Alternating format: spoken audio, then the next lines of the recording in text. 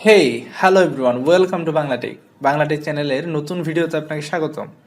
আজকের ভিডিওতে আমরা জানতে চলেছি কোন লোডের জন্য কত আরএম তার ব্যবহার করা হয় এবং আমাদের যে মিটার থেকে ডিস্ট্রিবিউশন বোর্ড এবং ডিস্ট্রিবিউশন বোর্ড থেকে প্রত্যেক রুমের সুইচ বোর্ড সে পর্যন্ত কত আরএম এর তার ব্যবহার করতে হয় সেটা জানবো।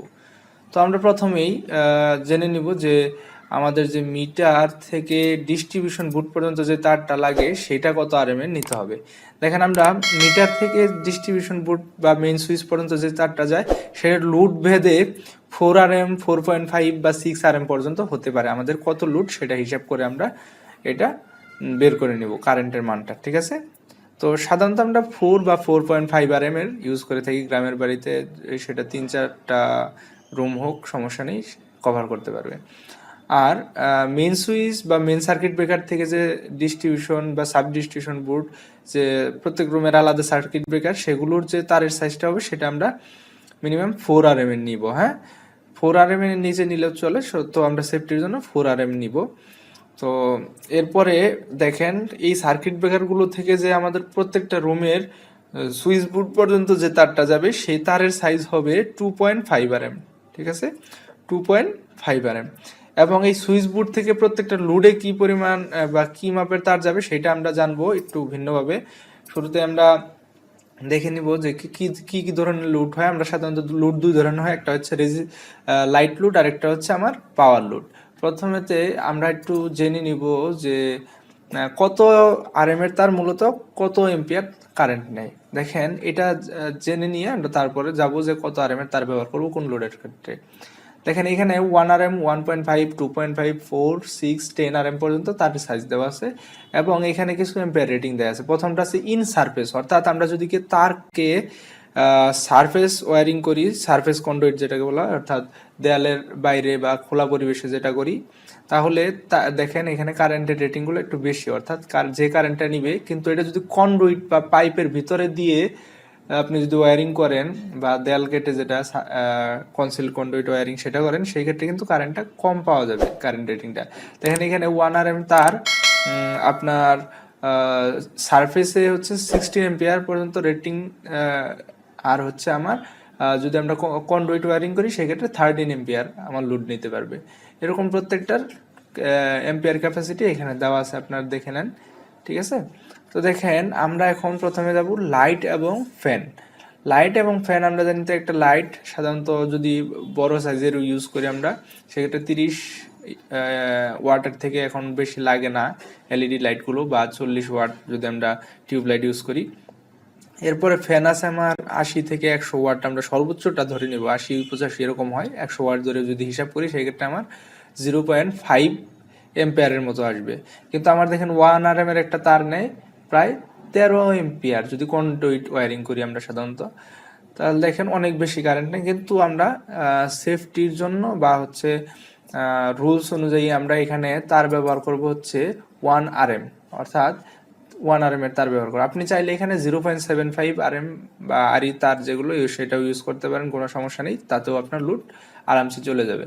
তো সেফটির জন্য, এক্সট্রা সেফটির জন্য আমরা 1 আরএমটা ব্যবহার করতে পারি। তারপর টেলিভিশন দেখেন, টেলিভিশনও সেম, আমরা 1 আরএম ব্যবহার করতে পারি, কারণ টেলিভিশনেও অত বেশি লোড নেয় না। এখন এরপরে দেখেন আমার আয়রন আছে এবং ফ্রিজ আছে। আমরা জানি যে এগুলো পাওয়ার লোডে হিসাব করা হয়, যদিও পাওয়ার লোড হিসাব করা হয় তারপরেও আমরা চাইলে এটার জন্য কম এম্পিয়ার তার ব্যবহার করতে হবে, কারণ এখনকার ফ্রিজগুলো সর্বোচ্চ 150-200 ওয়াটের হয়ে থাকে, খুবই কম পরিমাণ কারেন্ট নিয়ে থাকে। এবং আয়রনগুলো দেখা যায় 600-700 ওয়াটের ভিতর চলে আসে। সেক্ষেত্রে আমরা এগুলার জন্য যে লাইনগুলো করব সেক্ষেত্রে আমরা একটু কম নেব, 1.5 আরএম দিয়ে আরামতে চলে যাবে আমার। 1.5 আরএম দেখেন সারফেস হচ্ছে 20 এম্পিয়ার এবং কন্ডুইটের ভিতরে হচ্ছে 15 এম্পিয়ার কারেন্ট নিতে পারে। এটা কিন্তু মোটামুটি অনেকটা কারেন্ট। সেক্ষেত্রে আপনি যদি হিসাব করেন যে আপনার এটা হিসাবটা আমি আরেকটা ভিডিওতে দেখিয়েছি যে কিভাবে কারেন্ট রেটিং বের করতে হয়, কারেন্ট বের করতে হয় পাওয়ার এবং ভোল্টেজ থেকে। তো আপনারা ওইভাবে বের করে নেবেন। সূত্রটা আমি বলে দিচ্ছি। সূত্র হচ্ছে I is equal to P by V cos theta, ঠিক আছে। অর্থাৎ যে পাওয়ার, অর্থাৎ ধরেন হচ্ছে আমার এই যে আয়রনটা ইলেকট্রিক আয়রন সেটার পাওয়ার হচ্ছে 700 ওয়াট। তাহলে এটাকে ভাগ করবেন আমরা ভোল্টেজ দিয়ে 220 এবং সাথে গুণ দিবেন হচ্ছে 0.9, যেটা পাওয়ার ফ্যাক্টর আমাদের সিঙ্গেল ফেজের। হ্যাঁ, 0.9 গুণ করলে তাহলে বের হয়ে যাবে আপনার কারেন্ট। যদি অনেক কম আসবে কিন্তু আমরা তার নেব 1.5 আর। পরে দেখেন এইখানে আমার আছে এসি, তারপর আছে হচ্ছে ওভেন, তারপর আছে ওয়াশিং মেশিন, গিজার। এই লুটগুলো মূলত আমরা বর্তমান সময়ে পাওয়ার লুট আগে থেকেও জানি, এগুলোর কিন্তু ওয়াট অনেক বেশি হয়ে থাকে। সাধারণত 1 টনের এসি যদি আমরা জানি 35 ওয়াট, কিন্তু এটার ইনপুট পাওয়ারটা 700, 1000, 1200, 1300 এরকম ওয়াটের হয়ে থাকে। এবং ওভেনগুলো সাধারণত 2000 ওয়াটের হয়ে থাকে। ওয়াশিং মেশিন 2000, 3000 ওয়াটের হতে পারে। গিজারও সেম 2000 ওয়াটের মতো হতে পারে। তো এগুলো বিভিন্ন মানের হয়ে থাকে। তো এগুলোকে আমরা যখন পাওয়ার সার্কিট করব, পাওয়ার লুট হিসেব করব, তখন সাধারণত আমরা তো জানি না ওই পাওয়ার লোড বা পাওয়ার সকেট দিয়ে কি চালানো হবে। সেই ক্ষেত্রে আমরা একটা মান ধরে নিয়ে এইখানে ব্যবহার করব হচ্ছে 2.5 RM এর তার। এখানে 2.5 RM এর তার ইউজ করব, ঠিক আছে, পাওয়ার লোডের ক্ষেত্রে। মনে রাখবেন, পাওয়ার লোডের ক্ষেত্রে যে কম্বাইন্ড সকেটগুলো লাগাই আমরা, সেক্ষেত্রে 2.5 RM এর তার ব্যবহার করব। তো এই হচ্ছে মূলত বিষয়টা, যে আমরা তারটা এরকম ভাবে লাগাতে হবে যাতে একদম যে রেটিং পাইছেন আপনার ওইটার কাছাকাছি না হয়, একটু বেশি নিব আমরা, আবার এতটাও বেশি নেওয়া যাবে না যাতে অপচয় হয় বা ব্যয়টা বেড়ে যায়। তো এই বিষয়গুলোর উপর খেয়াল রেখে আমাদেরকে তারের সাইজটা নির্ধারণ করতে হবে। আমরা যে সাইজগুলো নির্ধারণ করেছি এর থেকে কম রেটিং দিয়েও আমরা চালাইতে পারবো, কিন্তু এটা সেফটির জন্য, এক্সট্রা সেফটির জন্য আমরা একটা স্ট্যান্ডার্ড মেনে তারের সাইজগুলো নিয়েছি এখানে। তো আপনারা এইভাবে তারের সাইজগুলো নির্ণয় করতে পারেন খুব সহজে।